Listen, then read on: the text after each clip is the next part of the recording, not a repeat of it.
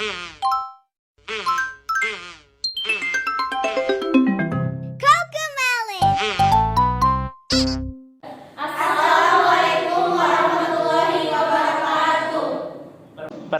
nama saya Iwan Ramdansyah dan samping saya Siti Awah Wulandari.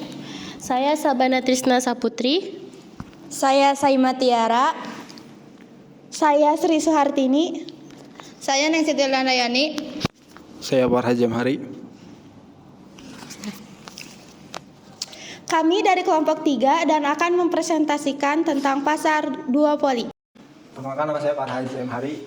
Saya akan menjelaskan materi pertama. Pasar duopoli. Pasar duopoli adalah keadaan di mana hanya ada dua perusahaan yang menguasai pasar. Oleh karena itu, setiap tindakan yang dilakukan oleh pengusaha yang satu atau mempengaruhi kebijakan pengusaha lainnya, baik dalam hal menentukan harga, kapasitas produksi, kualitas produk, dan sebagainya.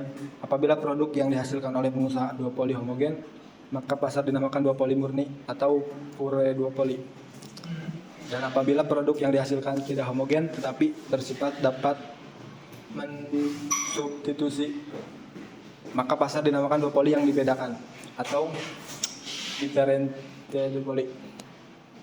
Teori pasar duopoli pertama kali dikemukakan oleh ekonomi Perancis, yaitu Antoine Auguste Carnot pada tahun 1838 dalam karangannya berjudul Recherches into the Mathematical Logic of the Theory. Teori Carnot banyak dikritik oleh ahli-ahli ekonomi, terutama tentang asumsi-asumsinya, karena dianggap tidak masuk akal. Bertrand and Gilbert juga telah membuat teori duopoli yang dapat dianggap sebagai penyempurnaan teori Carnot. Dan contohnya seperti Android dan iOS di pasar sistem operasi telepon genggam. Android menguasai pangsa pasar sekitar 86,1% dan iOS sebesar 13,9% untuk pengiriman smartphone global di 2019. Saya Iwan Ramdansyah akan melanjutkan materi dari Farhad. Fungsi P sama dengan F Q1 ditambah Q2 dalam kurung C1, di mana P harga produk homogen yang dijual, Q1 jumlah produk yang dihasilkan pengusaha duopoli, A Q2 jumlah produk yang dihasilkan pengusaha duopoli, B keuntungan.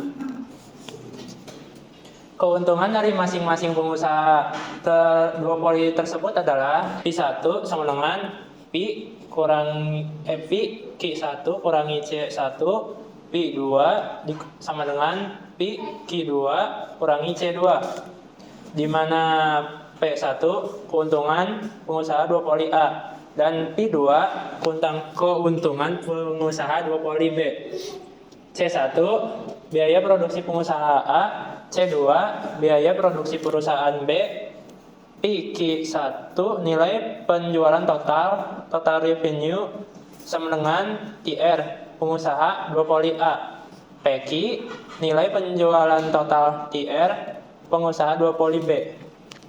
2P1 per 2Q1 sama dengan 2PQ1 per 2Q1 kurangi 2C1 per 2Q1 sama dengan P tambah Q1 2P per 2Q1 dikurang MC1 sama dengan 0. C4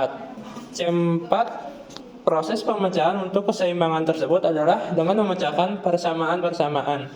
Terus 2P2 per 2Q2 sama dengan 2PQ2 per 2Q2 dikurang 2C2 per 2Q2 sama dengan F dalam kurung Q2 dipecahkan dengan persamaan C4 dan Q2G dalam kurung Q1 dipecahkan dengan persamaan C5, itu untuk C7 dan C6 yang tadi. Persamaan C6 merupakan fungsi reaksi pengusaha duopoli A yang akan memberikan nilai Q1 memaksimumkan P1 untuk setiap nilai Q2 tertentu, sedangkan persamaan C7 merupakan fungsi reaksi pengusaha B yang akan memberikan nilai Q2 memaksimumkan nilai P2 untuk setiap nilai Q1 tertentu. Nilai keseimbangan tersebut adalah nilai pasangan Q1 dan Q2 yang memenuhi kedua fungsi reaksi tersebut. Saya akan melanjutkan materi dari Ikhwan. Fungsi permintaan pasar. P sama dengan A min B Q1 plus Q2. P adalah biaya produk homogen. C1 sama dengan A1 Q1 plus B1 Q1 pangkat 2. Disebutnya ini fungsi biaya perusahaan A. C2 sama dengan A2 Q2 plus B2 Q2 pangkat 2, fungsi biaya perusahaan B. Dan C1 sama C2 itu adalah biaya produksi. Keuntungan pengusaha duopoli adalah P1 sama dengan A Q1 min B Q1 dalam kurung Q1 plus Q2. Q1 A1 Q1 ditambah B1 Q1 pangkat 2. Q1 adalah kuantiti. Ini sama P2 sama dengan A Q2 min B Q1 ditambah Q2. Q2 A2 Q2 ditambah B2 Q2 pangkat 2. P1 sama P2 adalah keuntungan pengusaha duopoli. Keuntungan maksimumnya adalah duo V1 per duo Q1 sama dengan A min B 2 Q1 plus Q2 dikurangi A1 plus 2 B1 Q1 sama dengan 0. Yang ini selanjutnya duo V2 per duo Q2 sama dengan A min B Q1 plus 2 Q2 dikurangi A2 tambah 2 B2 Q2 sama dengan 0. Dari persamaan di atas diperoleh fungsi reaksi sebagai berikut. Misalnya ini A min B 2Q1 ditambah Q2 kurangi A1 ditambah 2 B2 B1 Q1 sama dengan 0. Ini kelihatan. A kurangi A1 kurangi B Q2 sama dengan 2B tambah 2B1 Q1. Nah ini Q1 ini pindah luas dari A ke ini ya. Dari A ke sini, ini B Q2 dari sini. Mana sih? Q2. Per 2B ini dari sini ditambah 2B1. Jadi Q1 A kurang min A1 per 2B ini pindah luas lagi dari ini ke sini dikurangi B dari ini ke ini per 2B plus B1 dan ini disebut fungsi reaksi pengusaha A C8. Begitupun yang kedua fungsi reaksi pengusaha B atau C9 sama, cuman bedanya Q1 plus 2Q2 dipindah luaskan A kurangi A2 min BQ1 karena B1 itu B1 ini kan B1 dan B2 bernilai positif ya, maka kenaikan salah satu produk pengusaha duopoli menyebabkan penurunan produk optimum pengusaha duopoli lainnya. Dengan memecahkan persamaan C8 dan C9 secara simultan akan diperoleh pasangan nilai Q1 dan Q2 yang menunjukkan keadaan keseimbangan. Selanjutnya saya akan menjelaskan materi yang telah disampaikan oleh teman saya Nancy Hilda. Berikut adalah gambar grafik fungsi reaksi. Di sini terdapat Q1 dan Q1 quantity dan Q2 quantity yang memecahkan persamaan dari C8 dan C9 dari penjelasan teman saya berikut ini. C8 dan C9 yang menghasilkan garis miring yaitu E titik keseimbangan. Di sini rumusnya Q1 sama dengan F restriction fungsi dikali Q2 dan Q2 sama dengan G dikali Q1. Kesimpulannya, dengan mengetahui grafik fungsi reaksi ini, penjual dapat menghitung harga keseimbangan untuk mengetahui harga penawaran atas barang dan jasa. Saya akan melanjutkan materi dari Ana. Misalkan fungsi permintaan pasar dan fungsi biaya produksi duopoli adalah P yang merupakan harga 150 minus 0,5 kurung buka Q1 plus Q2 kurung tutup. C1 yang merupakan biaya pasar sama dengan 4 Q1. C2 yang merupakan juga biaya pasar sama dengan 0,4 Q2. Berapa nilai Q1 dan Q2 dalam keadaan keseimbangan? Q1 sama dengan Q1 kurung buka 150 dikurangi 0,5 Q1 dikurangi 0,5 Q2 kurung tutup dikurangi 4 Q1 sama dengan 150 Q1 dikurangi 0,5 Q1 pangkat 2 dikurangi 0,5 Q1 Q2 dikurangi 4 Q1 yang sama dengan 146 Q1 dikurangi 0,5 Q1 pangkat 2 dikurangi 0,5 Q1 Q2. Kenapa ini bisa jadi 146? Karena 150 Q1 dikurangi 4 Q1 jadi 146. Q2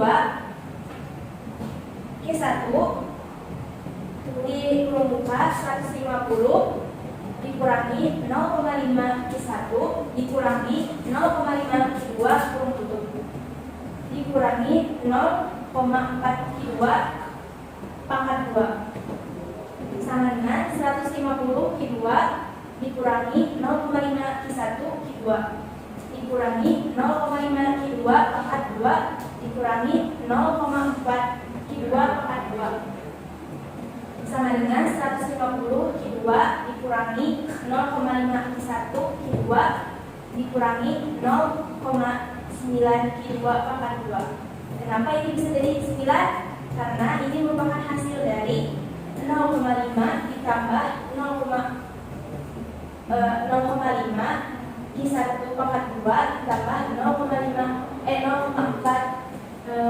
Q2 pangkat 2 jadi hasilnya 0,9 Q2 pangkat 2. Adapun keuntungan maksimumnya adalah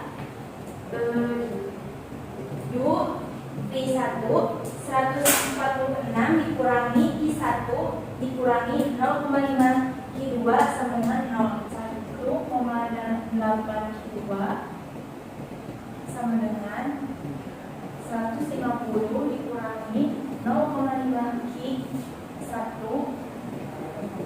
sama dengan Q2 sama dengan 83 1/3 1 dikurangi 5 per 18 Q1 yang merupakan fungsi reaksi glukolis 2. Dengan pemecahan simultan peroleh ini merupakan 2I1 plus I2 sama dengan 292. Ini merupakan dari kesamaan 146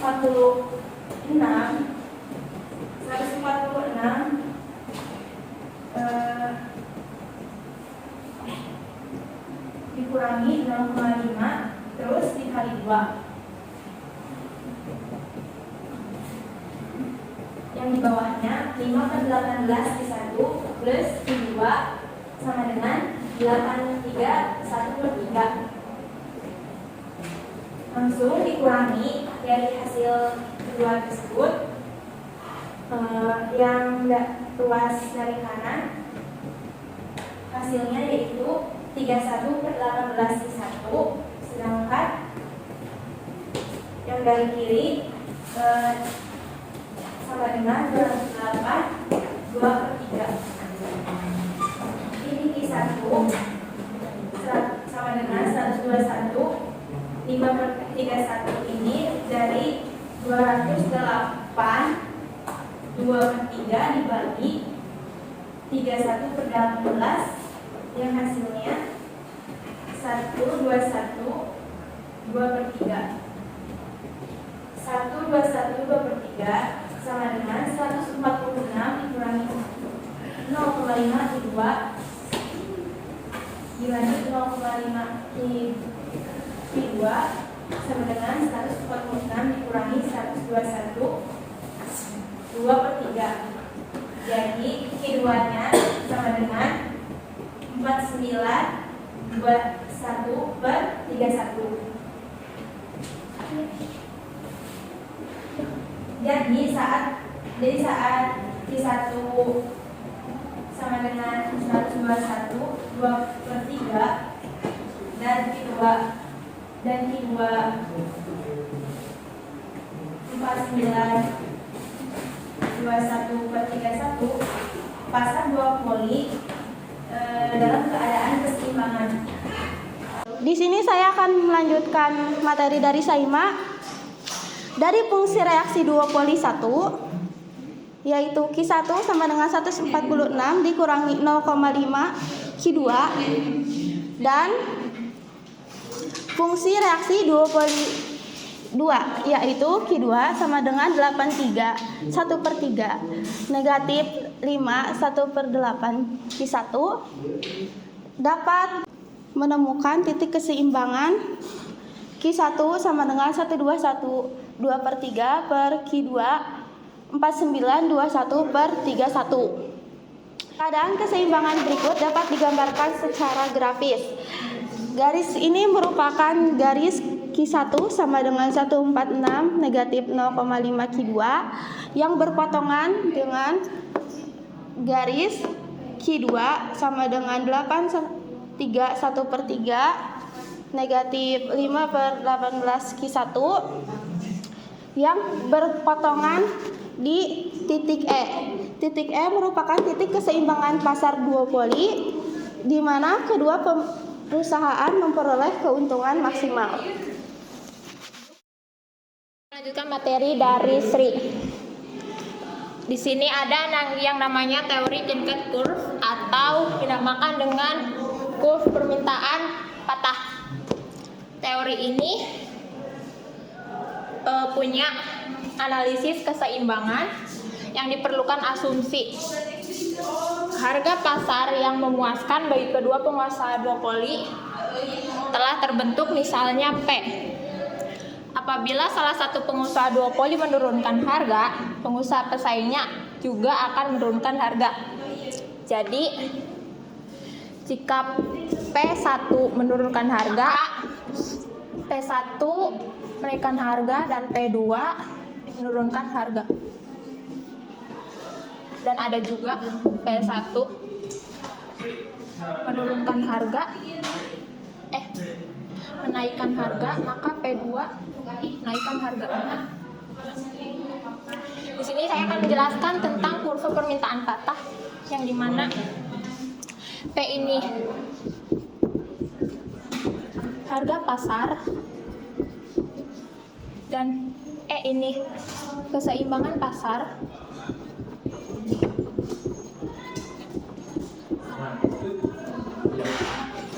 Dan di sini apabila pengusaha menurunkan harga, maka pesaingnya akan menurunkan harga. Maka jadi E ke F1, E ke F. Dan apabila pengusaha menaikkan harga, maka pengusaha lainnya akan menaikkan harga, maka jadi F1. Dan apabila pengusaha menaikkan harga dan tidak diikuti oleh pesaingnya, maka kurvanya akan patah. Dan ini yang dinamakan bisa jadi atau keseluruhannya berpindah ke pesaingnya. Contohnya misalkan kalian tadinya mau beli mie sedap, tetapi nggak jadi karena mie sedapnya harganya naik, jadi lebih memilih yang Indomie. Jadi dia kurvanya akan ke ini, di A, di B, di D. Maka semakin banyak peminat dari si Indomie tersebut, maka produksinya juga akan meningkat ke atas. Sedangkan yang mie sedap ini karena bukan tidak ada, sedikit peminatnya, jadi kurvanya akan ke sini. Ini yang dinamakan dengan kurva permintaan patah. Mungkin sekian materi yang bisa kami sampaikan, kurang lebihnya mohon maaf. Bila ada pertanyaan dipersilahkan. Assalamualaikum warahmatullahi wabarakatuh.